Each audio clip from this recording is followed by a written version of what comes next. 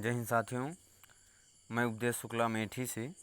देखिए साथियों, होता क्या है कि मैं आपको अगले वीडियो में ये बात बता चुका था, आपके समकक्ष प्रस्तुत कर चुका था साथियों, कि ओनली जी के जीएस जो होता है साथियों, करंटली क्वेश्चन को छोड़ के प्राचीन भारत, मध्यकालीन भारत और आधुनिक भारत के में व्याप्त है साथियों। ठीक है। और जो विस्तार है साथियों, पर्वतीय क्षेत्र, भौगोलिक क्षेत्र को लेके साथियों, ओनली जी के साथियों बहुत ही अच्छा पाठक कॉन्सेप्ट है। तो साथियों, इसका जो है क्वेश्चन का साथियों निचोड़ आपको मालूम रहना चाहिए बस। ठीक है।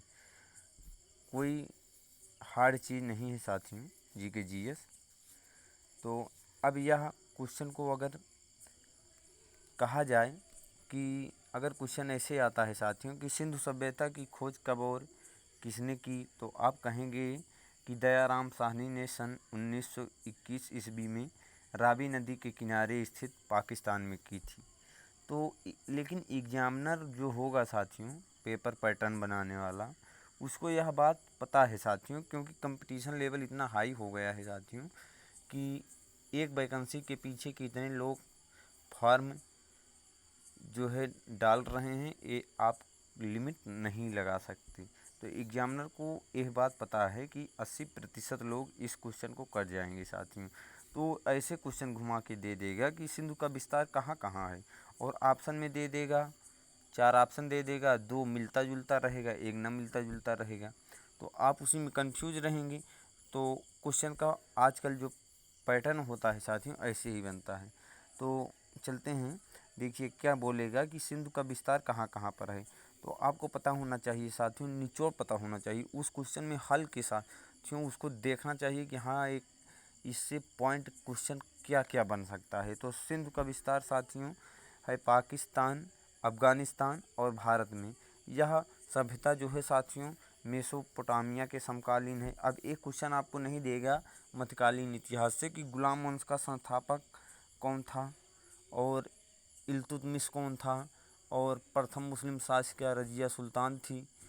क्वेश्चन ये नहीं दे देगा कि प्रथम मुस्लिम शासिका कौन थी। अब एक क्वेश्चन साथ हाँ बन सकता है, मैं ऐसा नहीं कर रहा कह रहा हूँ कि क्वेश्चन नहीं बनेगा, लेकिन क्वेश्चन ऐसा साथियों कंपटीशन लेवल इतना हाई है कि संभवतः एक क्वेश्चन साथियों 95% लोगों को मालूम होगा। ठीक है। हाँ, ऐसा क्वेश्चन दे सकता है साथियों कि वह कौन सा शासक था गुलाम वंश का, जिसने विरोधियों के प्रति लौह एवं रक्त के प्रति नीति का पालन किया। तो ऐसे क्वेश्चन दे सकते हैं साथियों, जैसे बलबन था इसका। तो ऐसे दे सकते हैं कि अंतिम शासक कौन था गुलाम वंश का। तो आप तो उनका नाम नहीं सुने होंगे, कैकुबाद था। बहुत से लोग को नहीं मालूम होगा कि कैकुबाद जो था वो गुलाम वंश का अंतिम शासक था। ठीक है साथियों। तो साथियों, हमको क्वेश्चन का निचोड़ देखना है कि उसके आंतरिक जो भी क्वेश्चन बने तो वो बच के ना जा सकें। ठीक है। और साथियों, अगले वीडियो में यही बात आपको मैं पहले बता चुका था कि अगर आप देखे होंगे, या मेरे घर में हो या आपके घर में हो, कोई भी मजदूर काम करने आता है साथियों, वो प्रातः जो है सुबह आता है और 8 घंटे ड्यूटी करके साथियों वो कितना रुपए कमा लेता होगा। ज़्यादा से ज़्यादा मैं मैक्सिमम मार रहा हूँ साथियों, 15,000 से ज़्यादा रुपए नहीं कमा पाता है। साथियों, आपको करना क्या है, विद्या कोई ऐसी चीज़ नहीं है, विद्या कोई गलत चीज़ नहीं है कि उसको अर्जन करने से आपका विनाश हो जाएगा। विद्या ऐसा रूपी धन है साथियों कि उसको अर्जन करने से हम कभी ना कभी कामयाब होंगे। ऐसा नहीं है कि हमें कामयाबी नहीं मिलेगी, लेकिन हाँ टाइम लगेगा। हाँ, ये बात मैं मान सकता हूँ कि हाँ आप जो है 1-2 बार असफल होंगे, लेकिन असफल होने का रीज़न भी रहेगा साथियों, या तो आप में कमी रहेगी। तो ऐसे साथियों वीडियो दे सकते हैं। तो आपको क्या करना है कि जब भी काम करना साथियों, आपको जब वो 8 घंटे काम कर रहा है तो आपको जो है घर में ही अपने रहकर पंखे के नीचे अगर 4 घंटे भी मेहनत कर रहे हैं तो आपको 30-40 हज़ार की नौकरियां कहीं नहीं आने वाली हैं। तो इस बात को जो है आपको विशेष ध्यान देना होगा। तो साथियों, ज़्यादा ना बोल के मैं चलता हूँ अपने कॉन्सेप्ट पर। तो हाँ देखिए, पहली बात आपसे यह जान लें कि आज़ादी के बाद भारत में कुछ ऐसी देसी रियासतों का विलय हुआ साथियों, जैसे जूनागढ़ जैसे राज्य, हैदराबाद, जम्मू कश्मीर। जूनागढ़ जो है ये जन्म द्वारा विलय हुआ भारत में, हैदराबाद आंतरिक प्रशासन के द्वारा हुआ, और जम्मू कश्मीर विलय पत्र पर साइन करके हुआ साथियों। तो ये सब ध्येय उस समय के विद्यमान गृह मंत्री साथियों सरदार वल्लभ भाई पटेल को जाता है, क्योंकि उन्होंने देसी रियासतों का विलय उन्हीं ने ही किया था, सरदार वल्लभ भाई पटेल ने, जिनको लौह पुरुष के भी नाम से जाना जाता है। उस समय प्रधानमंत्री थे साथियों पंडित जवाहरलाल नेहरू प्रधानमंत्री थे।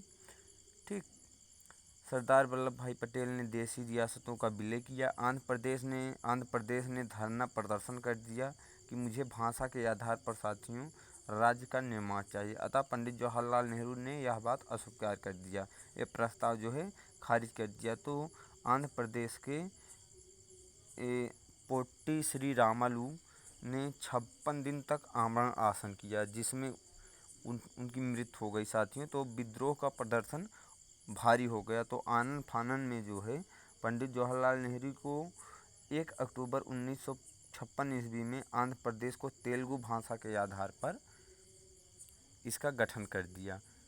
हम गए हैं साथियों आंध्र प्रदेश, वहाँ यूपी की तो बात जान लेंगे, हमारी आपकी वॉइस जो है वो समझ लेंगे बात को, स्पीच को।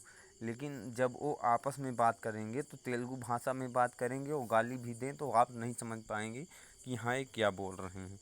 ठीक है साथियों, तो यहीं से साथियों एक कॉन्सेप्ट क्वेश्चन बन जाता है कि राज्य पुनर्गठन अधिनियम कब पारित हुआ। राज्य पुनर्गठन अधिनियम जो है 1956 ईस्वी को पारित हुआ था साथियों। अब क्वेश्चन आता है इरविन समझौता कब हुआ था। इरविन समझौता को ही साथियों दिल्ली समझौता कहा जाता है।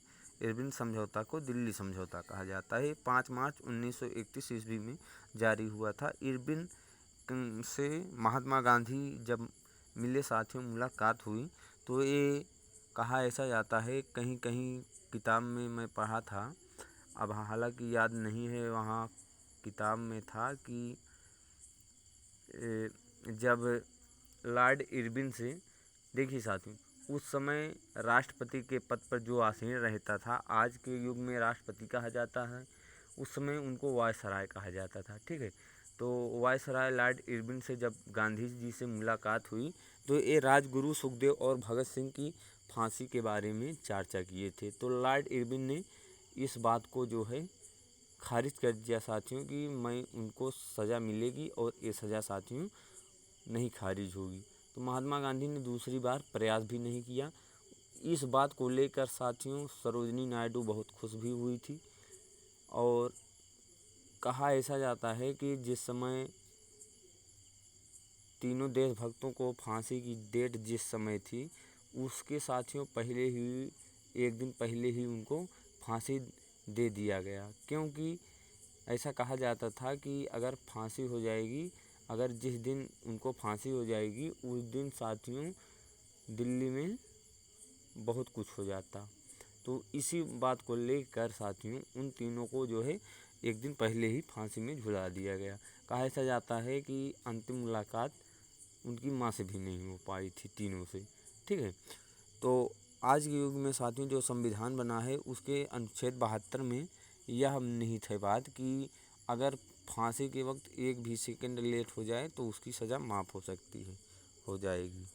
ठीक साथियों, जो कि राष्ट्रपति के अंडर में विद्यमान रहता है। राष्ट्रपति सज़ा को कम भी कर सकता है और माफ़ भी कर सकता है। तो चलता हूँ साथियों PDF पर अपने। हाँ, एक बात आप और जान लीजिए कि प्रथम गोलमेज सम्मेलन, 3 गोलमेज सम्मेलन हुए थे साथियों। प्रथम हुआ था, द्वितीय हुआ था, तृतीय हुआ था। ये तीनों गोलमेज सम्मेलन साथियों लंदन में हुए थे। पहला 12 दिसंबर को हुआ था 1930 ईस्वी में।